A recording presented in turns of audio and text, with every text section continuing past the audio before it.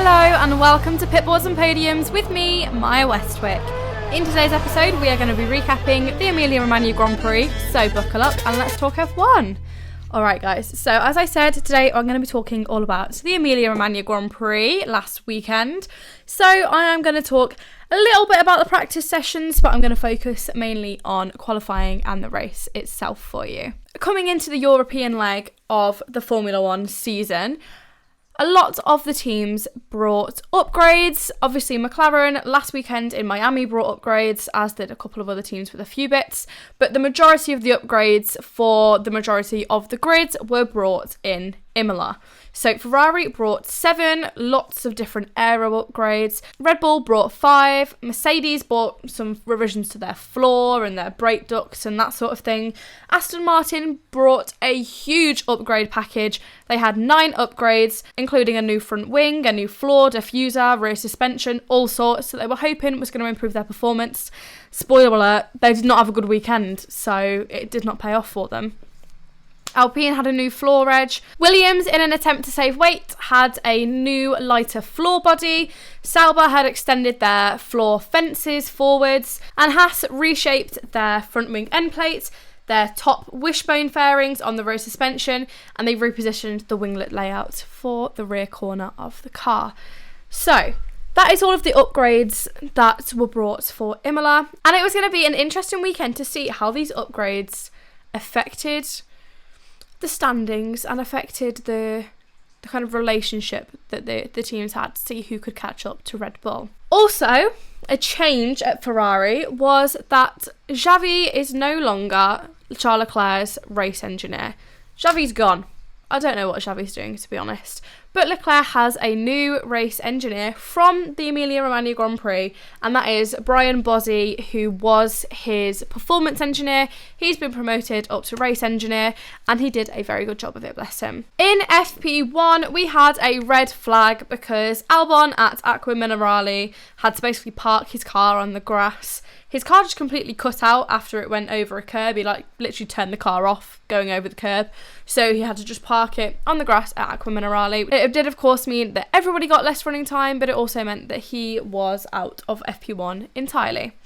Also in FP1, we had Ocon, Gasly and Zhou all reporting problems with bouncing. Obviously, a couple of years ago when these new cars first came into place, we had massive problems with porpoising that seem to be under control now.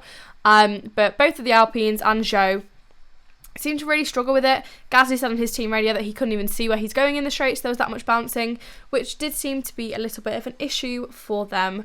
Verstappen also had issues with his car in practice 1. He basically had no grip. He had incredibly bad balance issues, so he just kept getting snaps of under and oversteer. He was basically having to correct the car everywhere. Also in FP1, we had Oliver Behrman in the Haas of Nico Hülkenberg. Of course, that is part of the teams doing their FP1 rookie sessions. He did actually in F2, just before FP1 session, crash at Tamburello, so that was something that potentially would have been playing on his mind, but it didn't really seem like he was that phased by the fact that he crashed earlier in the day, a couple of hours before. And of course, he more than likely would be looking to impress, because with the news that Nico Hülkenberg is going to Sauber next year, there is an opening at Haas. So, could Ollie Behrman be in a full-time F1 seat next year? Who knows? Sergio Perez was fined €1,000 for speeding in the pit lane. He was speeding by something like 8 or 9 kilometres an hour, and the session was topped by Charles Leclerc with a time of 1 minute 16.990 seconds. In FP2, both of the Williams were having issues. The floor was off of both cars, and they hadn't been out on the track yet when there was about 10 minutes of the session gone. They were not looking anywhere near like they were going to be getting out on track at that point. In FP2 as well, Perez and Leclerc were summoned to the stewards afterwards for an incident of Perez impeding Leclerc through turn 3. There was no further action taken as it was only practice, but if it had been qualifying, that would have been definite impeding. Alonso complained that Hamilton was in his way through both Tosa and Acqua Minerale, but nothing came of that. And FP2 was topped by Charles Leclerc with a time of 1 minute 15.906. In FP3, Fernando Alonso went into the wall at Ravazza 2 after carrying understeer through the corners of like Ravazza 1 and Ravazza 2. So that meant that it brought out the red flag. We then got another red flag when Perez went into the wall. Going into the Variante Alta chicane, he took a lot of curb on the rear of the car. He just couldn't catch it and he went front first into the barrier, which brought out the red flag with 5 minutes of the session to go. Of course, the timer keeps going under a red flag as well, so everyone thought that would be the end of the session, but it was not. FP3 restarted with 2 minutes to go, so everybody went out again, other than, of course, the 2 drivers who were out of the session because they had crashed, and it was very messy. Lots of people didn't make it round before the flag to get much more information, and it was just a bit chaotic. There was a near miss for Piastri, who nearly went into the back of Gasly at the end of his lap through Ravazza. That also meant that the start of Leclerc's lap was ruined. So as they were coming through Ravazza onto the main straight, Gasly basically was just going, he was preparing to go for a fast lap. Piastri was finishing a fast lap, and then it was just a mess. So Piastri very nearly went into the back of Gasly, and then Gasly moved out of his way and then got into Charles Leclerc's way, and it was just messy. And Ricciardo got a €5,000 fine. Well, RB got a €5,000 fine for Ricciardo dawdling on the racing line and nearly crashing with Kevin Magnussen, who was on a flying lap. They got the fine because when the stewards looked at it, they knew they needed to give some sort of penalty, but it was very strange circumstances for them because it happened after the checkered flag had come out, but obviously the cars are still on track at that point, even though the checkered flag is out, and it was only practice. It was just very odd circumstances for them. Stroll was fined €100 for speeding by 0.1 kilometres an hour in the pit lane, and the session was topped by Oscar Piastri with a time of 1 minute 15.529. On to qualifying. So Q1 was topped by Max Verstappen with a 1:15.762. Sainz, Leclerc and Russell all went out onto the medium tyres. At the end of the outlap, Russell came in. He knew mediums were not going to cut it for him. Sargent went off into the gravel. He basically skipped across it and managed to keep control of the car, but it did bring out a yellow flag briefly. And Piastri set a time of a 1 minute 15.940, which at the time was the fastest of the session and would have seen him in P1. And Sainz was only 0.075 seconds off that on the medium tyres. Bearing in mind Piastri was on the softs. So that was a very good display from Ferrari, that their pace has very much improved with these upgrades. Lando Norris then set a 1:15.915, beating Oscar Piastri. Alonso went wide into the gravel on his fast lap towards the Villeneuve chicane, got back on track, then had to abort his next lap with 2 minutes to go. The front end wasn't responding for him at all. He was down in P17 at this point. And it turns out that the Aston Martin team basically realised that they did not have enough fuel, so they told him to pit, to box, get out of the car. That's your qualifying over with a known issue. The known issue was that there wasn't enough fuel for him to complete a fast lap. So that meant that he did end up qualifying, technically, P19, because Logan Sargent had his lap time deleted, which meant he didn't qualify and had to race with the steward's permission. Until Logan Sargent's time was deleted, Alonso was P20, but he did get bumped up with that. Hulkenberg, I don't know where he pulled it from, but Hulkenberg set a 1 minute 15.841 second lap. Very fast. Bearing in mind as well, that is actually the first time that Hulkenberg has ever competed at Imola in any of the junior categories and in Formula 1. This is the first time he's competed at Imola. Madness. Yuki Tsunoda also had a very good Q1. He was only just over a tenth slower than Verstappen's actual pole time. He was in P4. Hamilton was in P15, so he was the cut-off for the session, and he was 0.842 seconds off of Verstappen's time. Gasly was only 0.3 seconds behind Verstappen, so again, we've got some very good times here from drivers that wouldn't necessarily have the car to give them that we would expect, so that was very good for them. Magnussen was impeded by Piastri at the Tamburello chicane. That was noted by the stewards, and post-qualifying, Piastri was given a 3-place grid drop due to the lack of warning from the McLaren pit wall, because basically Piastri was exiting the pits. Magnussen beginning a fast lap, gets in the way, ruins Magnussen's lap. his race engineer should have told him that there was a fast car approaching, and he didn't. Zhou, Verstappen, Perez, Sainz, Gasly, Leclerc, Sargent and Ricciardo were all noted for the maximum delta time business. There's stuff every week with that, and as is always the case at this point, there was no further action taken on it. So the 5 drivers out in Q1 were Valtteri Bottas, who was 0.022 seconds from the cutoff, Zhou Guanyu, Kevin Magnussen, Fernando Alonso and Logan Sargent. On to Q2. Q2 was topped by Max Verstappen with a 1 minute 15.176. He was a tenth and a half ahead of Charles Leclerc in P2. Hamilton, when he went out on track, asked on his team radio where everyone was, because it was literally only him, Russell and Albon out on the track. Tsunoda was absolutely flying once again. He set a lap time of 1 minute 15.358, and notably Ricciardo wasn't able to keep up with him pretty much all weekend. He, at this point in Q2, was 0.6 slower than him, so they seem to have different approaches to driving the RB, and Yuki Tsunoda's approach seems to be working a lot better at the moment. With 3 minutes of the session to go, Lewis Hamilton is the driver at risk in P10 with a lap time of 1 minute 16.197 seconds, and the drivers in the bottom 5 with 3 minutes to go are Russell, Albon, Gasly, Ocon and Stroll. We've got Piastri and Norris in P4 and 5 respectively, so they go back out again, but they go out on used tyres, not new tyres. Until Verstappen set his time that topped the session, we had Leclerc P1, Tsunoda P2, Norris P3, Verstappen P4, Piastri P5, all within 1/10 of a second, and then Verstappen improved on his lap time. Perez literally flew over the chicane and did not get through to Q3, and on his team radio afterwards he just said, "What a mess."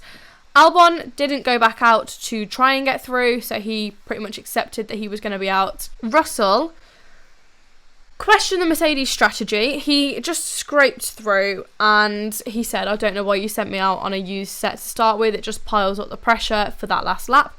And then we had Ricciardo in P10 as the cutoff, with a time of 1 minute 15.691. The 5 drivers out in Q2 were Sergio Perez, P11, Esteban Ocon, P12, Lance Stroll, P13, Alex Albon, P14, and Pierre Gasly, P15. Then on to Q3, which was topped by Max Verstappen.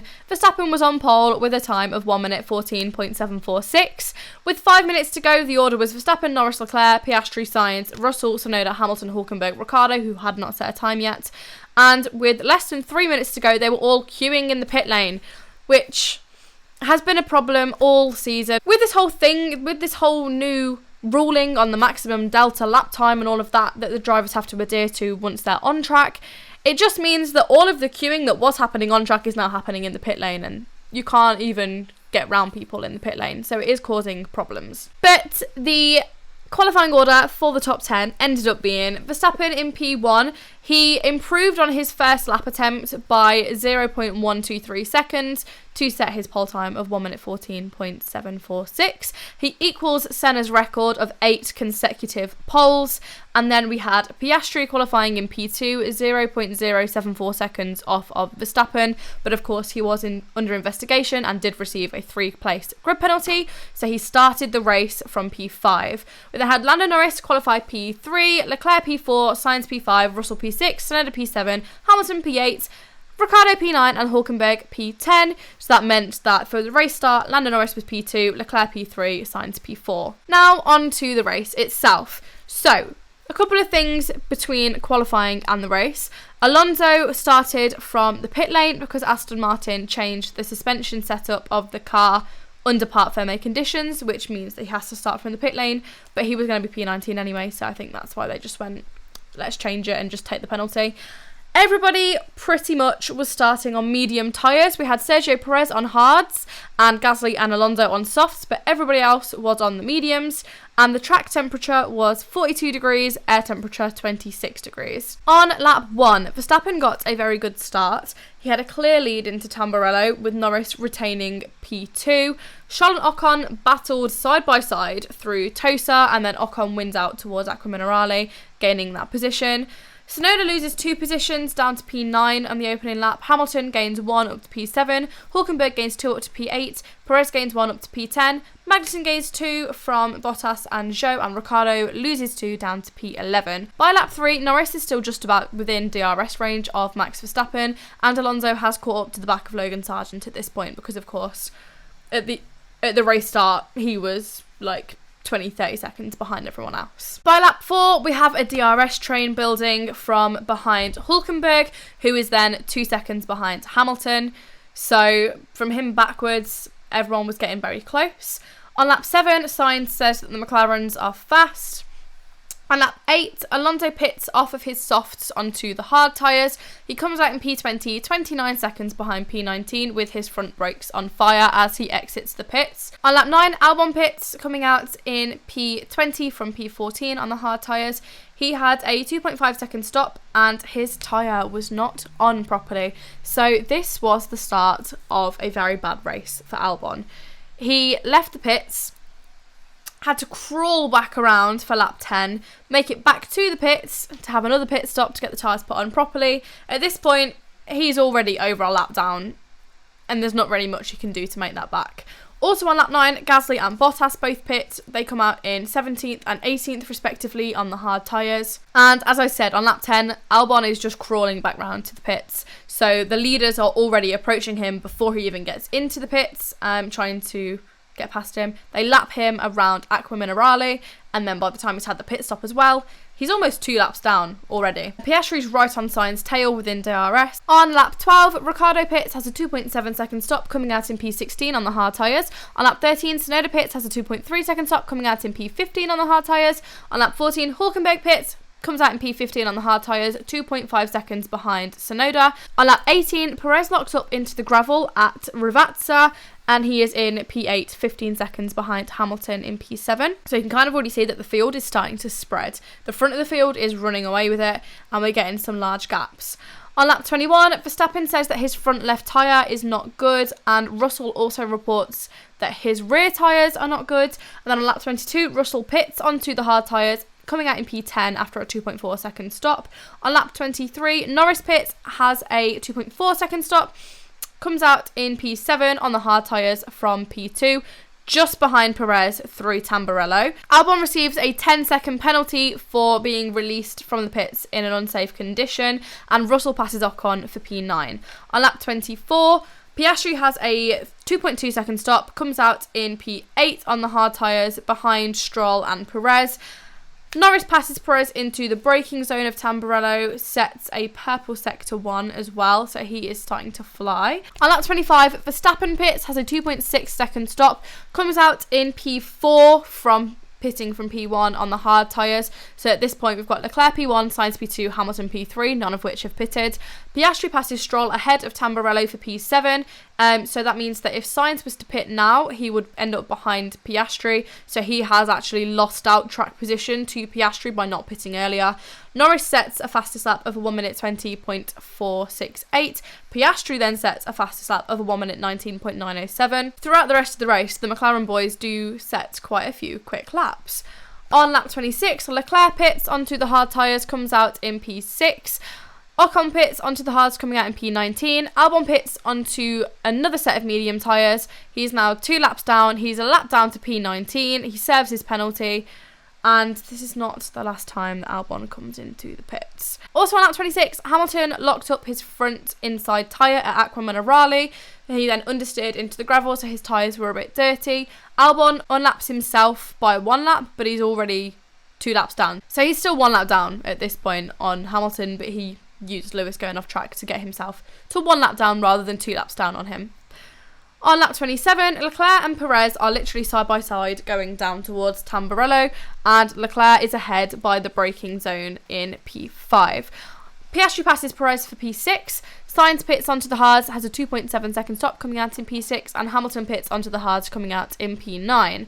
On lap 28, Tsunoda passes Sargent for P12, it was gorgeous, a really beautiful move, and then Hulkenberg passes Sargent for P13, so in quite quick succession, Sargent's been passed by 2 cars there. He definitely fought it. He didn't just let them go past him, but of course, if the other cars are better, the other cars are better, and especially with Yuki's move. It was some incredible racing skill.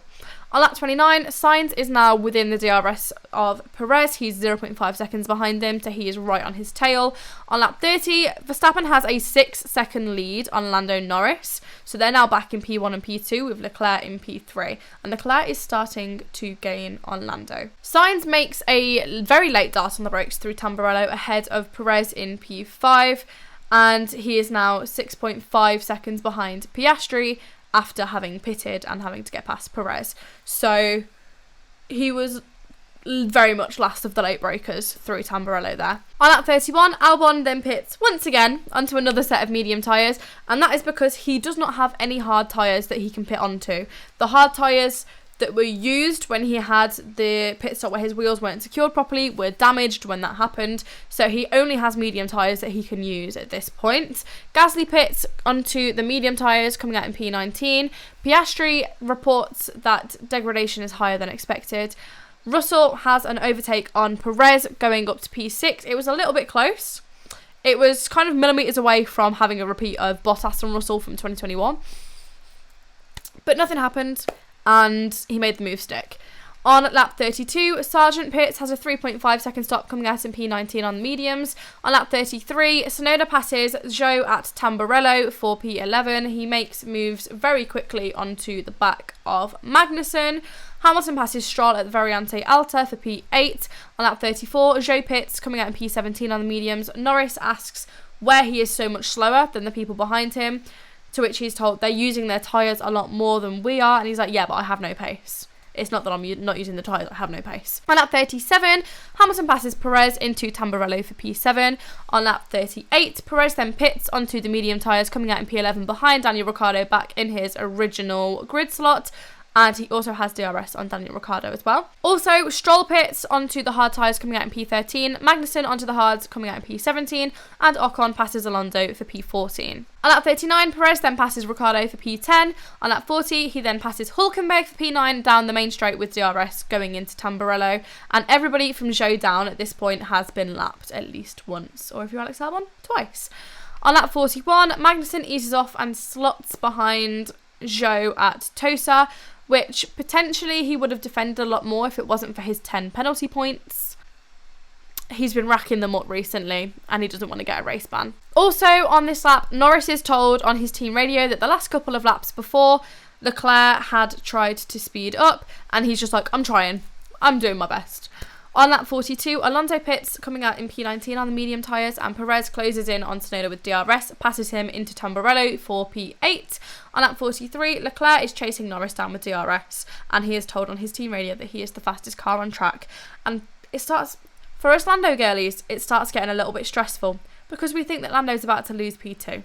Because Leclerc is very much gaining on him. Sainz is also chasing Piastri down at this point, so it very much seems that the Ferraris at this point in the race have a lot more to give than the McLarens do, and that was a little cause for concern for me.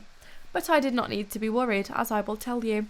Alonso sets a fastest lap of a 1 minute 19.851, and then on lap 35, Norris has managed to get through all the back markers, so he is now out of traffic into free air again, and that means that he's able to pull away from Leclerc a bit, and he's still in his DRS, but he's able to pull away a bit. So a lot of Leclerc managing to gain on him was him being held up by the traffic. On lap 46, Stroll is all over the back of Hülkenberg in P11 trying to get the last points position. He's trying to get past him for P10, and Norris is now out of DRS in the free air, and he's done his personal fastest lap of a 1 minute 20.339. On lap 47, Leclerc is then once again hovering in and out of DRS range on Lando Norris, but he then cuts the chicane at Variante Alta. He lost 0.5 seconds doing that, and he's now 1.8 seconds back on Lando Norris, so firmly outside of DRS. On lap 48, Leclerc is now 2 seconds back on Norris, so he is just dropping further and further back. On lap 49, Magnussen passes Zhou into Tamburello for P15, and he is now able to catch back up to the back of Ocon and Bottas in P14 and 13 respectively. On lap 51, Norris is very much gaining on Verstappen's lead, and this is where things start to get very exciting for me, and I really thought we were going to get a double. We did not get a double. Spoilers. But It's fine. I'll still go lap by lap for you. So Verstappen's lead is now down to 4.7 seconds from the 6+ seconds it had been earlier. And he's told on his team radio that the main losses to Norris are turns 2 and 6. At this point, Norris is over 3 seconds ahead of Leclerc, so he's completely pulled away from him. On lap 52, Norris is told that Verstappen is complaining about his tyres, and he's just like, don't talk to me. He's like, I see. Don't talk to me. I can see it. I've got eyes. Mercedes start talking about pitting again, and everyone thinks it's going to be Lewis Hamilton. Of course it's going to be Lewis Hamilton, because Lewis has got clear air behind him to Perez. He's pretty much got a free pit stop. No.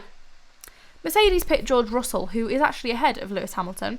That's because they don't think that George Russell is going to make it to the end of the race on his tyres. So George was a little bit fuming on his team radio because Mercedes were going to pit him, which meant that he would lose track position to Lewis, and they weren't going to give him that track position back because, of course, Lewis was right behind him anyway. Lewis was about to overtake him, let's be real.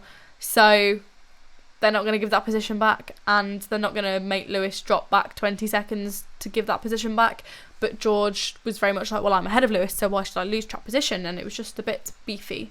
But I'm sure they sorted that out in the post-race briefing. On lap 53, Russell then pits, has a 2.2 second stop onto the medium tyres, comes out in P7 ahead of Perez, 22 seconds behind Sir Lewis Hamilton. And Verstappen is just kindly reminded that as Norris is within 5 seconds of him, they really can't afford to get any track limits violations. On lap 54, Norris is now 3.1 seconds behind Verstappen, and he is lapping about a second a lap quicker. Leclerc is now 4.3 seconds behind him. And Russell sets the fastest lap of the race with a 1 minute 18.589. On lap 55, Albon then finally retires into the pits, bless his little heart. Norris has lowered the gap once again to 2.4 seconds. Verstappen starts complaining on his team radio that the car doesn't turn, and then he also complains about Yuki Tsunoda not letting him past how he wanted to be let past with the back marker. So it really starts to feel like this could be a little bit of a last lap Lando situation. And let's be real, if the race was 2 laps longer, or even 1 lap longer, it could have been a completely different result. But it wasn't, so let's not dwell on that.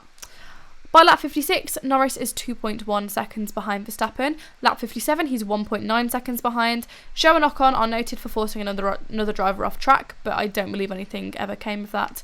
And Norris is told on his team radio that they're happy for him to push at turn 9 a little bit more, to which he just replies, I am pushing as hard as I can, mate. Thank you. On lap 58, Norris is 1.6 seconds behind, but then on lap 59, he's 1.8 seconds behind, and everyone's like, oh my god, are his tyres gone? Is this the end? He is starting to lose a lot of grip. Lap 60, very little grip for him. He is driving that car on skates, that's what he's doing. Ocon also on lap 60 passes Bottas for P14. By lap 61, Norris is 1.2 seconds behind. Alonso pits onto the soft tyres in P19, and Verstappen says on his team radio that his battery is almost empty. On lap 62, Norris exits the Villeneuve chicane, almost loses it. This is not the first time he's almost lost it in these last few laps, but he is pushing hard for the win, and Gasly passes Bottas for P16. And then on lap 63, final lap of the race, Norris is within 1 second of Max Verstappen. He doesn't have DRS on him though, because he wasn't within 1 second at the detection point. But for the whole last lap, he is within 1 second, and Sargent passes Bottas for P17, and they cross the line with Verstappen in P1, Norris P2, 0.725 seconds behind. Incredible. Incredible. So, Verstappen won the race with a race time of 1 hour, 25 minutes and 25.252 seconds. That is his 3rd consecutive Imola win, matching Michael Schumacher's achievement. We then had Norris in P2, less than a second behind, as I've said. He also got driver of the day with 31.4% of the vote, and he said on his team radio, it's frustrating not to win, it feels more painful now. We had Charles Leclerc competing the podium, 7.916 seconds behind, which is the first podium at Imola for him, and the first Ferrari Imola podium since Michael Schumacher in 2006. Piastri was P4, Sainz P5, Hamilton P6, Russell P7 with the fastest lap, Perez P8, Stroll P9, Tsunoda P10. That's points position. Tsunoda was a lap down. He was the first of the lapped cars. It's also worth noting that even when they finished the race, Hamilton was still 12 seconds ahead of George Russell. Then out of the points, we had Hulkenberg P11, Magnussen P12, Ricciardo P13, Ocon P14, Zhou P15, Gasly P16, Sargent P17, Bottas P18, Alonso P19, and Albon, who did not finish the race. So now Verstappen is leading the championship by 48 points to Charles Leclerc in P2, who is now 6 points ahead of Perez. Perez is 6 points ahead of Lando Norris, and Norris is 8 points ahead of Carlos Sainz. So the top of the championship is looking a little bit spicy, a little bit close. Then the next person is Piastri, 40 points behind Sainz, so there's a bit of a gap to the rest of the field, and Albon, Zhou, Gasly, Bottas and Sargent are still all yet to score a point. So that is everything from the Emilia Romagna Grand Prix. I hope you enjoyed this episode. I hope you enjoyed the race weekend. If you did enjoy the episode, please do let me know. Like, rate, comment, subscribe, share the podcast. I'd really appreciate it. And I will see you with another episode with the Monaco track guide very soon. So yeah, have a gorgeous day and I'll see you then. Bye!